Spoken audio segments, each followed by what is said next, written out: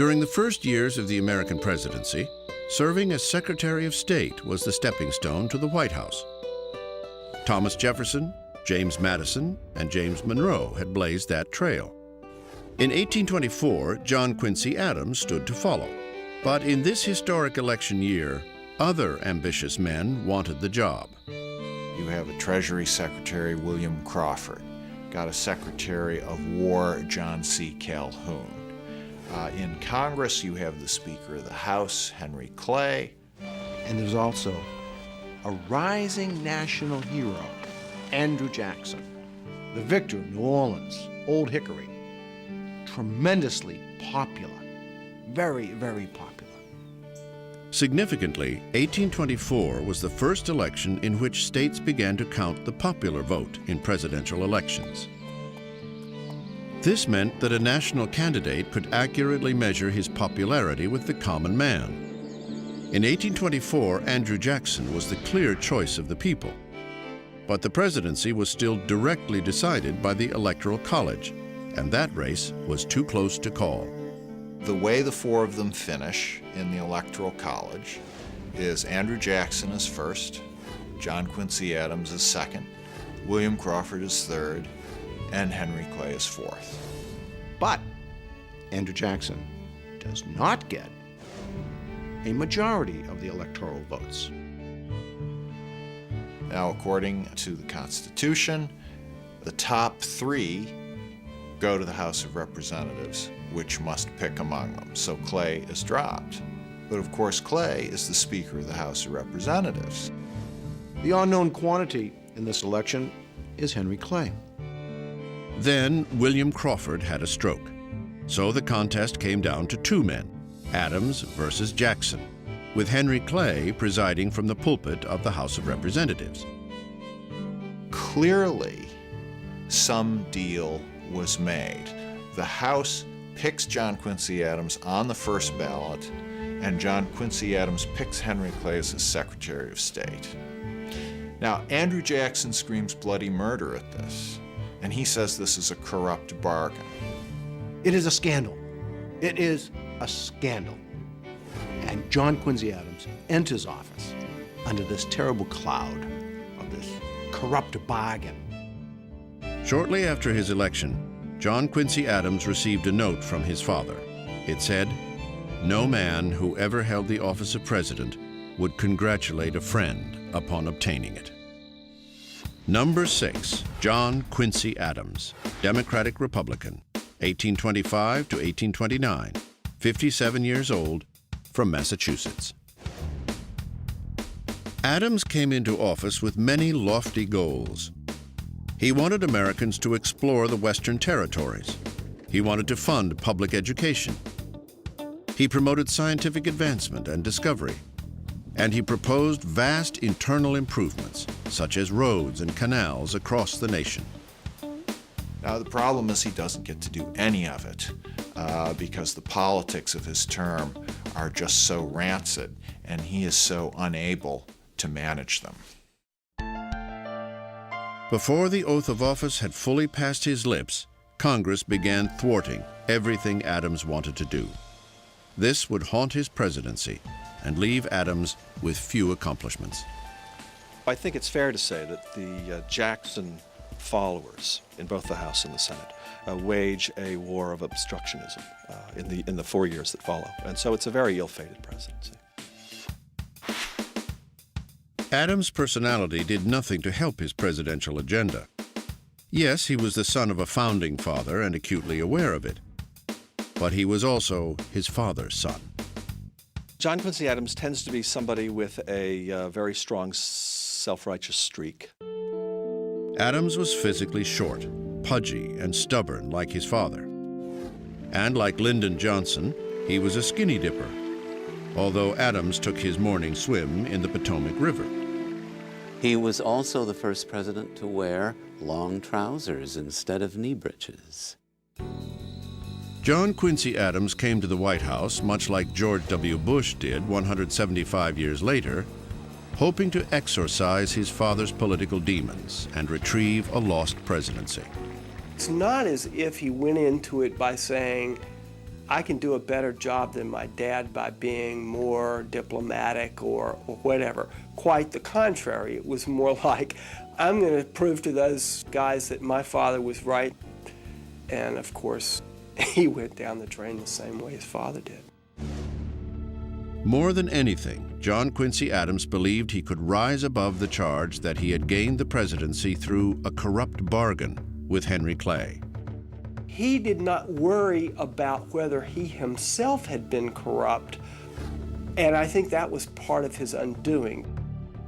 Seeking to prove his political purity, Adams refused to play the patronage game in Washington.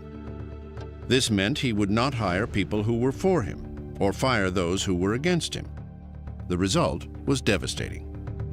John Quincy Adams endures probably 4 years of what may be the most miserable presidency that any president has ever experienced.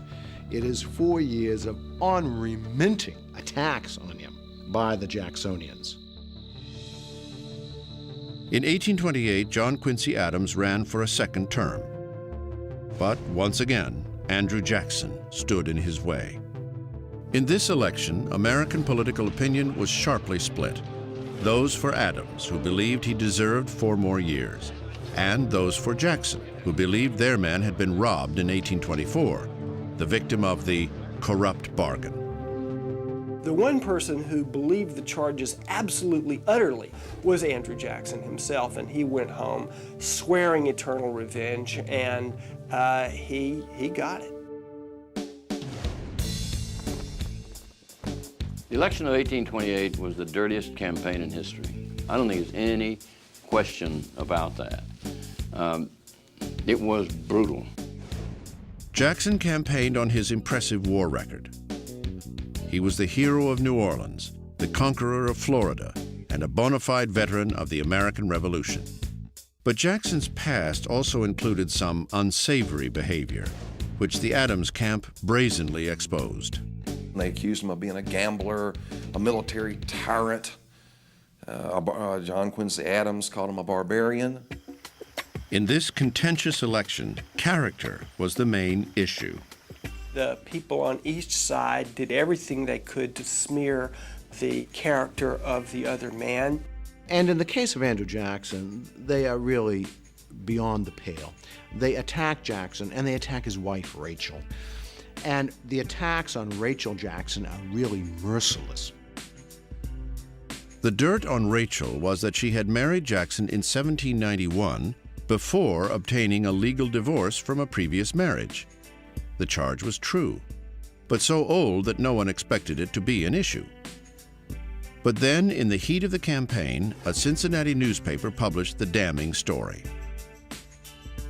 When that Cincinnati editor exposed the details of the fact that Rachel had lived in bigamy and that Andrew had lived in sin, you know that it tore his soul. He blamed Henry Clay for that. Henry Clay was a close friend of the editor, and while Clay denied it, Jackson never believed the denial. So he despised Clay for the corrupt bargain, but came to despise him even more because of that attack on his wife.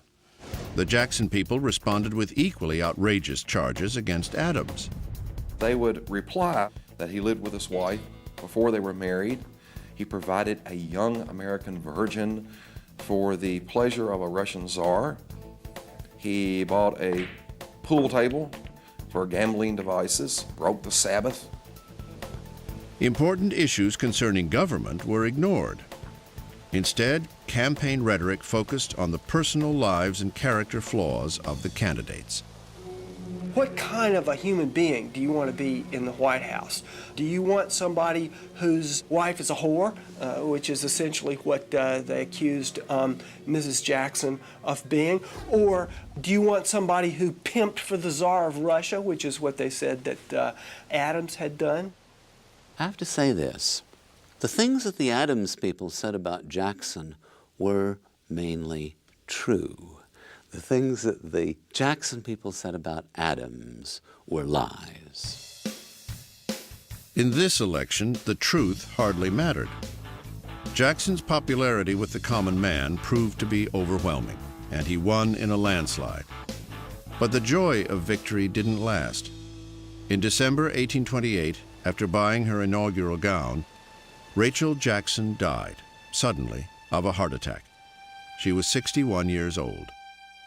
This was a cruel blow to Jackson, and it would shape his presidency. Andrew Jackson is reputed to have remarked on the occasion of her death that he did, in fact, forgive all those who had attacked him personally, but that he would never, never forgive those who had attacked his wife. As for John Quincy Adams, he, like his father, was not gracious in defeat. He refused to attend Jackson's inauguration. Instead, he went home to Massachusetts. 2 years later, Adams was elected to the House of Representatives, becoming the only former U.S. president to do so. In this role, Adams would be an outspoken congressional leader in the fight against slavery. That work, not his presidency, would become his greatest legacy. John Quincy Adams is the first president to have his photograph taken. He sat for this photo in 1843. Andrew Jackson called himself a Jeffersonian Democrat. Thomas Jefferson called Jackson a dangerous man. Thomas Jefferson didn't like men who bordered on fanaticism, and Jackson seemed to him to be, at best, uncouth and at worst dangerous. But when you get right down to it, Jackson clearly was a lineal heir to the Jeffersonian legacy. Number 7, Andrew Jackson, Democrat, 1829 to 1837, 61 years old, from Tennessee. The hero of the common man, the old hero, Old Hickory. He was the type of man, a complex individual to say the least, as all great individuals are. He detested distinction of privilege. He really felt that he was a voice of the common man. But we mustn't misconstrue this. It doesn't mean that Jackson tried to find out where public opinion was and then be guided by that. No. Jackson knew what he wanted to do and did it, and then tried to enlist public opinion in support of what it was he wanted to do. Very few people were in between on Andrew Jackson. They either loved him or hated him. Andrew Jackson definitely captured the imagination of the common man. He was the first president to be born in a log cabin. He asked to be called General, not Mr. President. He chewed tobacco and smoked a pipe. He was a barroom brawler, a passionate Indian fighter, a gambler who brought his own racehorses to the White House, a duelist with 2 bullets in his body. A man who would fight at the drop of a hat, a man who considered personal honor above all else. He would challenge you to a duel or cane you in the public street if you said anything that reflected on his character, his honor, his integrity. He also had a furious temper, but he knew how to use it as a management tool. He would slam his fist and yell and scream, and then afterwards, when everyone left, he would look to someone and says they thought I was mad, and this was to get his way. I think a psychologist would have found him a troubled man and would probably have recommended medication, but he wouldn't have taken it. If politics is personal, it's very, very personal for Andrew Jackson. And it's possible to look at Andrew Jackson's presidency as a war against a number of individuals. Jackson's war began the moment he took office. Invoking the adage, "To the victors go the spoils," Jackson simply cleaned house, firing his enemies and hiring his friends. By doing so, he created the spoils system in Washington. But established Washington society, he soon learned, would not be conquered in a day. First month in the office, what does he come up against? The Battle of the Petticoats. This was an embarrassing scandal that erupted over the social status of Margaret Peggy Eaton, wife of Jackson's Secretary of War, John Eaton. She, like Rachel Jackson, had dated her future husband while still married to another man. Because of this, the wives of the other cabinet members, led by the wife of Vice President John C. Calhoun, refused to socialize with the Eatons. Jackson absolutely hated this. He had just lost his own wife. She too had been scorned by established society, and so Jackson had a great sympathy for Peggy Eaton. Jackson told his cabinet members that their wives had to socialize with the Eatons, but the women refused to budge. The standoff lasted nearly 2 years. Finally, out of pure frustration, Jackson asked his cabinet members to resign, which they did. I think that one incident alone, his inability to manage his cabinet, indicates a lack of judgment, a lack of administrative ability, a lack of skill. He managed by strong will and by punishment. After the Peggy Eaton affair, Jackson placed no trust in his cabinet secretaries, whom he regularly hired and fired. He went through 4 secretaries of state. He went through 5 secretaries of the Treasury, and so on. He was much more inclined to work through a group of informal advisors. This group of personal friends and political confidants soon became known as Jackson's kitchen cabinet. These were newspaper people, these were politicians, most of them, like Jackson, from the West. Friends who got their name because they were said to come in the White House through the kitchen door. Other presidents had relied on personal friends for advice, but never to the extent which Jackson did. This angered his critics, but he didn't care. Jackson was determined to change Washington and America, and he did so with lightning speed. The first major piece of legislation that he recommended and got passed was the Indian Removal Act of 1830. This act empowered Jackson to forcibly evict all the Indian tribes living east of the Mississippi River. 5 Indian nations were directly affected: the Choctaw, Chickasaw, Creek, Seminole, and Cherokee. Of the 5, the Cherokee tribe, located in Georgia, chose to fight the eviction in a surprising way. Instead of going on the warpath the way their fathers and grandfathers might have done, this generation of Cherokee Indians took Georgia to court. The case went all the way to the United States Supreme Court. In an historic decision, Chief Justice John Marshall ruled in favor of the Cherokee, saying they did not have to move. But Andrew Jackson thought differently. Jackson said of Marshall, he made his ruling, now let him enforce it. The result was that they were rounded up at gunpoint and forced to move. Their property was seized, and they were forced west. Of course, on the Cherokees' forced march, about 1 out of every 4 Cherokees died en route, which is why they call it the Trail of Tears. It is, without a doubt, the most controversial decision Jackson would make in his career, and is one of the saddest chapters in American history. Soon after issuing the Indian Removal Act, Jackson faced a dangerous issue that threatened the fabric of the Union: the South Carolina nullification crisis. South Carolina was angry about the high federal tariff on imported goods, which helped New England at the expense of Southern planters.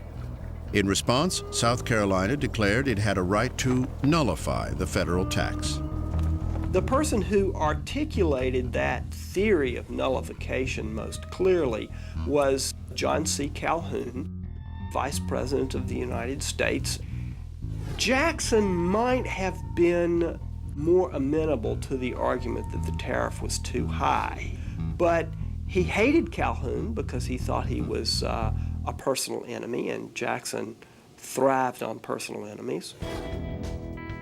From a political standpoint, Calhoun believed Jackson would support him. They were both Southern planters, but Jackson's personal hatred of Calhoun precluded any political sympathy.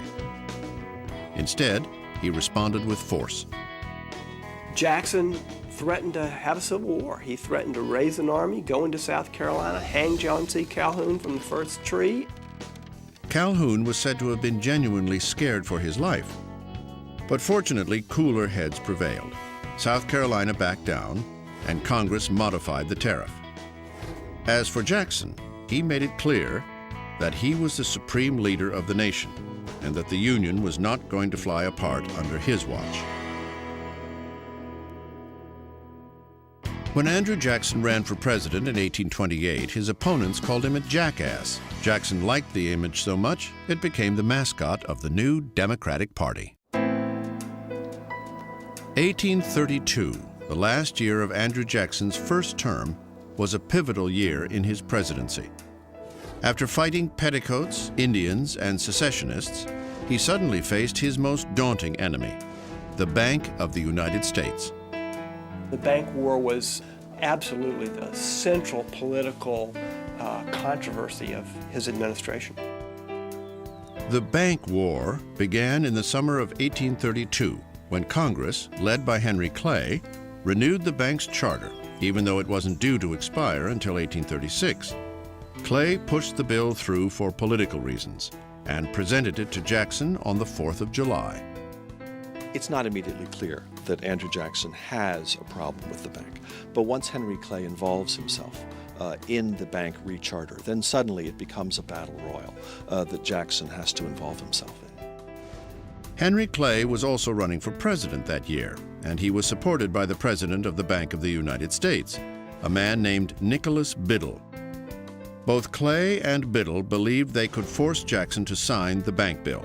If he didn't, Clay would crush his bid for re-election. But the old general outflanked them.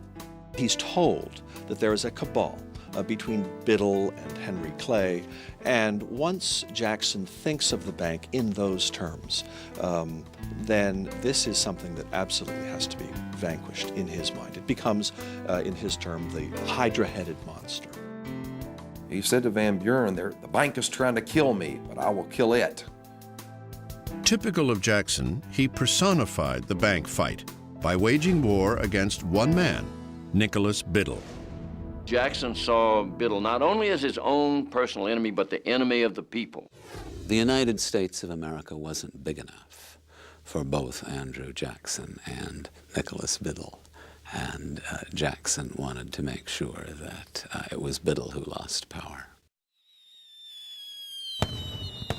Jackson vetoed the bank bill, returning it with a simple yet powerful note, in which he stated, "The bill to continue the Bank of the United States was presented to me on the 4th of July. Having considered it with that solemn regard to the principles of the Constitution which the day was calculated to inspire, and come to the conclusion that it ought not to become a law, I herewith return it to the Senate, in which it originated, with my objections." Nicholas Biddle called Jackson's veto a manifesto of anarchy. Jackson called it his mandate for re-election. Jackson saw this as an opportunity to strike out for the power of the ordinary citizen by smashing what he called the monster bank. He saw it as an absolute mandate of the people, that he was right and the bank was wrong. In the end, Jackson's popularity won out. He crushed Clay in a landslide, then immediately moved on his mandate to close Biddle's bank. The bank still had 4 years left on its existing charter, and Jackson said, "I don't want to wait 4 years." In the summer of 1833, while Congress was in recess, Jackson ordered his Treasury Secretary to redirect federal deposits from the Bank of the United States to various state banks. It was a very audacious move, in part because it wasn't even clear that what Jackson wanted to do was legal at all. His first Secretary of the Treasury wouldn't do it. He replaced him. The second Secretary of the Treasury wouldn't do it either. He fired him. So he went through 3 secretaries of the Treasury before he installed one who would withdraw the money the way he was told. And when that was done, Jackson's enemies absolutely went ballistic. It was a power play of ultimate dimension. When Congress returned and found out what Jackson had done, they censured him for his actions. The first and only president to be censured. As soon as the Democrats gained control of the Senate, however, they had the censure not merely rescinded, not merely repealed, but expunged, as if it had never taken place. By 1836, the Bank of the United States was dead. Unfortunately, Jackson did not have a substitute for the Bank of the United States, and this would cause a lot of problems in Martin Van Buren's administration. Andrew Jackson's presidential legacy is, perhaps, the most complicated in American history. Without question, he changed the presidency, giving it more power by imposing his will on the economy, the government, the landscape, and the people. And by doing so, he forged the future of the nation. Jackson was the only president where a whole age would be named after him, the age of Jackson. And as one journalist would write, that the coming generations would be very proud to be born in the age of Jackson. But for the men who followed in his mighty wake, the age of Jackson would be a very bumpy ride. Under Andrew Jackson, the United States government was completely debt-free for the first and only time in history. He was the true father of Jackson's Democratic Party, having organized it in the 1820s, and he was Andrew Jackson's hand-picked heir in 1836. This endorsement gave him the election. Number 8, Martin Van Buren, Democrat, 1837 to 1841. Age 54, from New York. Van Buren was the ultimate political protege and the ultimate political machine politician. The skills he had as kind of a backroom political organizer were great at making him a builder of a political party, but did not serve him so well in terms of actually leading the nation as president. Van Buren loved the good life, and I think in a way that he wanted to treat the White House as a kind of reward for a lifetime of hard work. Unfortunately, history didn't cooperate.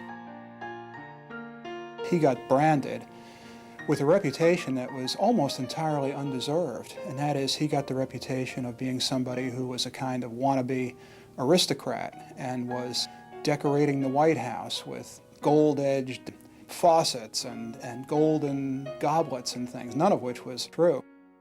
But Van Buren conducted himself in such ways that it seemed like that might be true. He's seen as a man who is characterized, at least anyway, by his enemies, as an effete dandy. A man who perfumes his whiskers and who wears a corset. It's not the kind of image which is really going to work very well in the rough and tumble world of American politics of the 1830s and the 1840s. When Van Buren took the oath, he certainly inherited the high hopes of Jackson's presidency. But he also inherited the financial ruins of Jackson's bank war. No sooner is he inaugurated than the Panic of 1837 begins. Van Buren got socked right off the bat with having to respond to an enormous crisis of unemployment, of bankruptcy, of economic depression in all its ways. And it gets progressively worse as time goes on. In fact, there's another panic in 1839. The one in 1839 was even worse. It was caused fundamentally by a glut in the cotton market. And of course, cotton production was the backbone of the American economy. So when the price of cotton collapsed, the American economy collapsed. No president had ever had to deal with anything like this before. I don't know that any president would have been up to the job, but Van Buren certainly wasn't. As a man who had spent his entire career straddling the fence on issues, Van Buren was incapable of making tough decisions, such as the annexation of Texas. He ducked that question, fearing it would inflame the brewing slavery issue. As for the ailing economy, he had no real plan. By the time 1840 rolled around, the country was in such a deep depression that it would have been obvious to all observers that Van Buren was bound to lose, that the Whigs could have run anybody and beaten Van Buren, and if they had known that, the Whigs would have run Clay. But instead of nominating Henry Clay for president, the new Whig Party chose William Henry Harrison because they believed he was the candidate who most resembled Andrew Jackson. Harrison had been a frontier general and an Indian fighter. But more importantly, he supported the rechartering of the Bank of the United States. The election of 1840 was a flamboyant affair, the first presidential campaign to feature open public rallies, songs, and slogans. They would roll out the cider barrel when Van Buren's people would start to speak, as well as the image of the log cabin, and with chants of, "Van, Van, he's a used-up man." They called Van Buren Martin Van Ruin. In contrast, William Henry Harrison was touted by his old war nickname, which he got while fighting Indians at the Battle of Tippecanoe. Tippecanoe and Tyler too was the slogan. John Tyler, of course, was Harrison's running mate. One of the great symbols of the campaign of 1840 is the log cabin. William Henry Harrison wasn't born in a log cabin, but nonetheless this becomes sort of the enduring symbol of that campaign. And another symbol that the Whigs manipulate very successfully is the image of the English coach that Martin Van Buren allegedly rides in. And the Harrison supporters like to sing, "In English coaches he's no rider, but he can fight and drink hard cider." Harrison took his lumps from the Van Buren camp as well. More than anything, they attacked his age. People accused him of being too old and of being a sort of phony Jackson, a phony general. They even called him a granny general. But ultimately, it was the economy that decided the election. Number 9, William Henry Harrison, Whig, March 4th to April 4th, 1841, 68 years old, from Ohio. Poor Harrison felt it necessary to give a very long and learned inaugural address, probably because in the campaign it had been suggested that he was a simple homespun guy. Harrison decided that as a president he needed a different image. Contrary to his campaign image, Harrison was hardly a backcountry bumpkin. He was an aristocrat, had a college education, and was the only president to study medicine. In taking the oath of office, Harrison wanted to remind people of his true background and dispel any adverse thoughts about his age. So he gave the longest inaugural address in American history, nearly 2 hours. He insisted on speaking on a cold March day with no hat or overcoat, and somehow he caught a cold, and the cold turned to pneumonia. And in the end, the poor man died. Just 31 days into his administration, William Henry Harrison became the first U.S. president to die in office. Vice President John Tyler was playing marbles at his home in Virginia when he learned of Harrison's death. He immediately went to Washington to assume the presidency. But there was no clear constitutional guideline for succession. That set the stage for another epic battle in American political history. After becoming president, John Tyler refused to name a vice president. He served his entire term without one. He was a Southern gentleman from the planter aristocracy with a rich background in politics. He'd served in the House of Representatives and the Senate, been governor of Virginia, and was a consummate Washington insider. He believed in states' rights and felt strongly, like Thomas Jefferson, that too much power had been vested in the federal government. And yet, also like Jefferson, he expanded that power once he became president. Number 10, John Tyler, Whig, 1841 to 1845, 51 years old, from Virginia. One of the things that John Tyler's never really given enough credit for, I think, is the way he assumes all of the powers of the office upon Harrison's death. He gives an inaugural address 3 days after he takes the oath of office and essentially sends a message to members of the Whig Party and to the nation at large that he is in charge. And he proves that in the years that follow. He was a thin man, delicate, blue eyes. He felt that Congress should make policy, and this gave many the impression of him being weak. And this was a great misconception. John Tyler of Virginia turned out to be his own man, with his own political agenda, which surprised everyone. This became apparent from the get-go when Tyler faced immediate challenges to his newfound authority. He was derisively called His Accidency or His Ascendancy. Many believed he was just an acting president until a new election could be called. Even the members of his cabinet, which was really Harrison's cabinet, tried to muzzle Tyler's claim to power. In their first meeting, Secretary of State Daniel Webster told Tyler how the cabinet would make all executive decisions by consensus.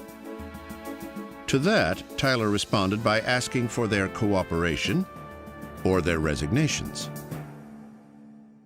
For the Whigs, this was devastating. Harrison had promised to push Whig bills through Congress, including a new charter for the Bank of the United States. But Tyler didn't share the Whig view. What happens is really unprecedented, and I don't think it's ever happened since. The Whigs passed 2 laws authorizing a new national bank, and both of them were vetoed by President Tyler. After the second of these vetoes, the Whigs held a meeting at which they expelled President Tyler from their party, and from then on, Tyler was a man without a party. Politically isolated in the White House, Tyler pressed the business of the nation, while imposing his will and skill as president. One of the things that Tyler's not really given credit for is his foreign policy achievements. You have the Webster-Ashburton Treaty, which is really a historic treaty between the United States and Great Britain. This treaty settled the disputed border between the United States and Canada, which was still a British possession. You also have the annexation of Texas, which is very, very controversial. Tyler took it upon himself to sign a treaty with the new Republic of Texas. But the treaty was immediately rejected by the Senate. That didn't stop Tyler. He cleverly asked for a joint resolution of Congress, and that passed. Unfortunately, it didn't improve Tyler's sagging political popularity. I don't really think there was any chance for Tyler to win a second term. He certainly thought about it. I think he wanted it. But the Whigs would have nothing to do with him by 1844, and the Democrats just simply didn't trust him. So he gracefully bows out. It becomes clear that the Democrats have nominated an expansionist like James K. Polk. In the fall of 1844, Americans elected a new president, a dark horse candidate whom nobody anticipated, but everybody embraced because he pledged to finish the work that Andrew Jackson had started. Number 11, James K. Polk, Democrat, 1845 to 1849, 49 years old, from Tennessee. The best way to understand Polk is to understand Jackson. Polk saw himself as someone who was going to fulfill this Jacksonian doctrine. What would Jackson do? This is the mantra that Polk seems to repeat almost every day he's in office. The Polk administration, in effect, bookends the age of Jackson. He came into office with ample Jacksonian credentials and then achieved a whole series of Jacksonian measures once he got in office. In many ways, he's perhaps more of a Jacksonian than Jackson is. He believes very, very strongly in this idea of a level playing field for the American people.